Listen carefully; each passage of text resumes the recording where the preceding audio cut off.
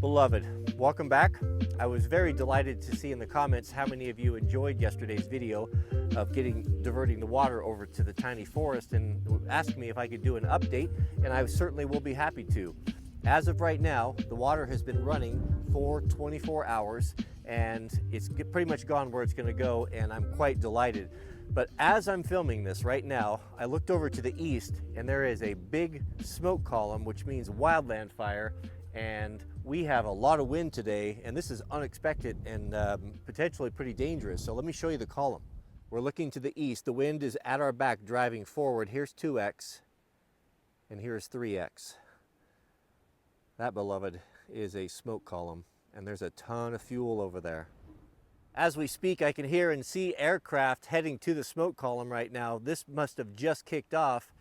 I tasked my manservant to grab my Kestrel. As a wildland or former wildland firefighter, this is how we predict fire growth and by weather. It's a very sophisticated pocket weather instrument, and I was going to have a little check the RH and see what the conditions were and what the potential for growth is, and I realized, hey dummy, you're standing in the middle of an irrigated field. It's not going to read correctly. So you have to be careful when you're using these instruments in situations like that. I've seen guys really embarrass themselves by taking a weather reading down by a pond or a lake instead of up in the dry where it's really truly reflected. So we'll keep an eye on that, but let's go and see what happened and how our little forest is doing. When I looked at the state of my fire tool, i.e. shovel, I've been down here shoveling in the weeds, I was appalled. We've got smoke in the air, and my primary fire tool is in this condition. That ain't gonna happen. You're going to wait to see what happened to the trees until we get this tool put back in order here. It's my way. You think I'm fanatical about things? You have no idea when it comes to my fire tools. So let me give you a quick tutorial on how to sort a shovel quickly. Just take and wipe it down and get all of the dirt off of it, anything that's loose. If you're using a tool, it's not going to be all crusted. Proho doesn't have crust on his tools. He's using them. When he's not using them, he's cleaning them. So act accordingly there. But if you keep them clean and take care of them, they perform a whole lot better. Then I'll usually just go across my lap here and file. You're putting a chisel edge. Usually the sides don't take too much work. You don't tend to cut with them or chop with them too much unless you're in really woody stuff. But for me, I've been digging and cutting that sod, so the tip is taking a beating.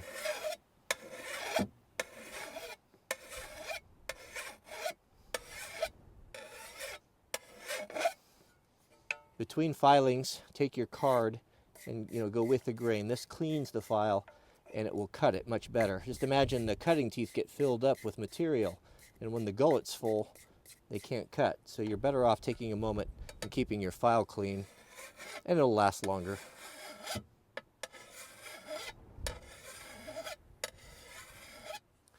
Do the same on the other side. You want a nice point on there.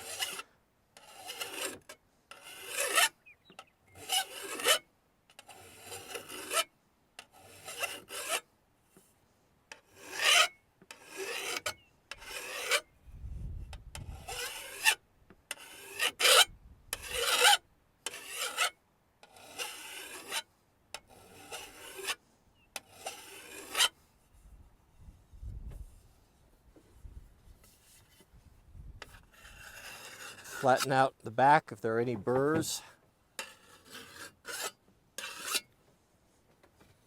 Then look to the handle. Just make sure, wipe off any obvious stuff. Scrape it with a blade if it has a lot of sap on it, if you care. But real boiled linseed oil is the best thing. If you do this once a year on your tools, your handles will last. They won't crack and feel bad on your hand. You'll have tools, sometimes you have to have gloves because they're so rough. If you do this and keep them out of the sun, then they'll last, providing you don't break them.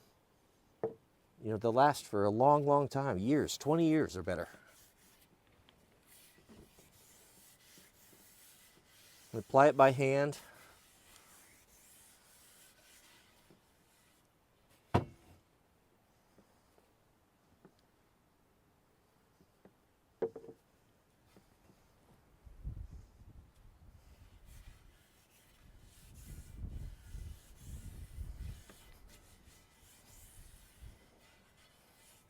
Let that sit on there for a moment. And if you're a spiller like me, put caps on. Then you can treat it with the boiled linseed oil on this too. It kind of dries and it's not ideal, but if you're in a high rust area, ballistol. You just put some of that on there, smear that around. This is really good for the metal. It really gets in there and protects it.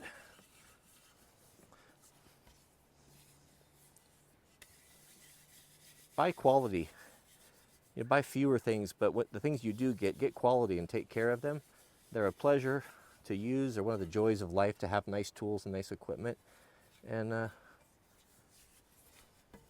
just say no to throwaway consumer items that are no fun to use and don't work very well. You wouldn't believe the difference in performance when you're using it, especially when you're cutting stuff. When people grab my shovel, every time they're like, wow, I didn't know you could dig so easily. I didn't know a tool could work so well as something that's well designed and maintained. All right, now that I can get up, should I crawl down off of my cross here and show you the water? Let's go see what's going on over there. I think it best that we start at the source and we'll follow to see where it's going. If you're just now joining in, yesterday we made an attempt to divert our water over to our little forest stand over there that we're trying to get started that was burning up from the heat. So this has been flowing for about 24 hours right here. All of this water collected with the irrigation dam and then redirected, and we are going to go follow it. Now when we started, it was just 3 little trenches I shoveled out, and after I turned off the camera yesterday, I regraded some of this. I was losing a lot of the water over the edge that was diverting back down to the river. We don't want that. We want to keep it on our land until our field is irrigated, the trees are irrigated, then we will divert it, and I have avenues for that, so it doesn't need to be escaping over there. So that was a little half measure until I can get it properly dealt with. So now look at that. Some Philistine has thrown a bubbly can and it's washed down in the irrigation. I'll come back for that. So here are the little channels. I hand shoveled these out yesterday. 1, 2, 3. Well, since then, the water has come in 100% and it was probably unnecessary, but they do work when the water level is low. But we're flowing, guys. I'm literally walking in 6 inches of water.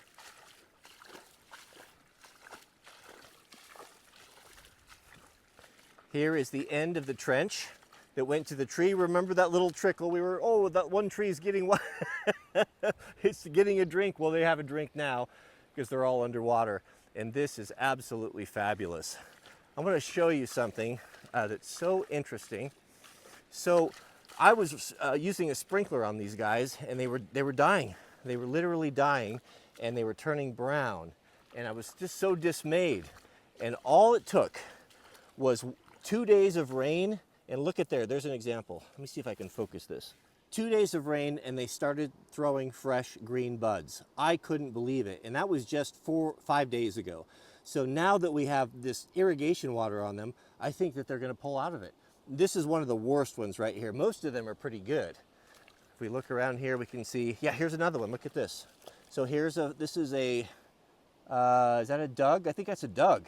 And I thought it was dead. It was one of the few that didn't make it of the Dougs. And look at those green sprouts it threw up there, just from 1-2 days of rain. It was incredible. And I had been I had been using a sprinkler on these, but it wasn't enough. But now, look at this.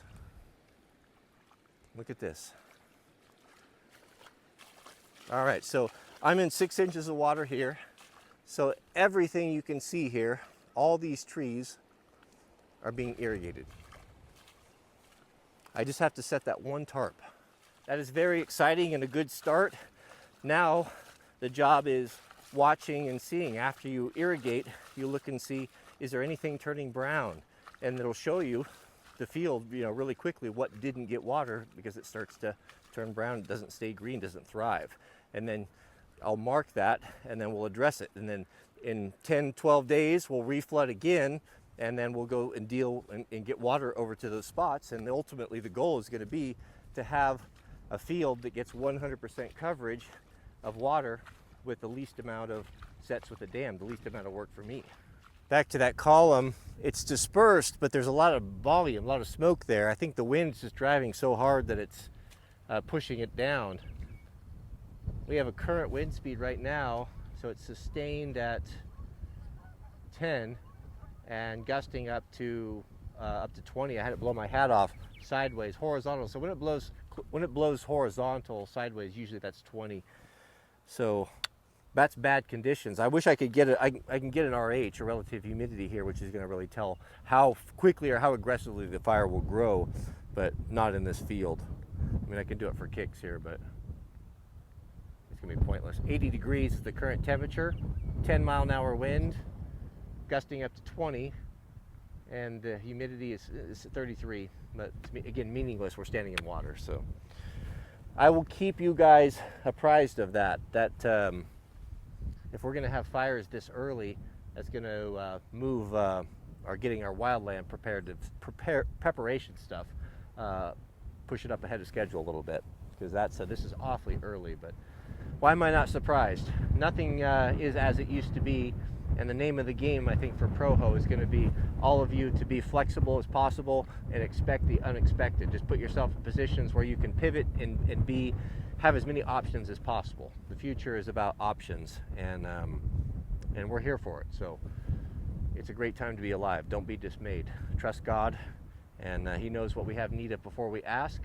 And seek first the kingdom of God and His righteousness, and all these things that you have need of, He will add them unto you. That's His responsibility. It's your responsibility to get through the difficulties of the day. You can't control tomorrow, so don't try. So focus on being the best you can right now, and take care of yourself. We'll see you guys on tomorrow's video.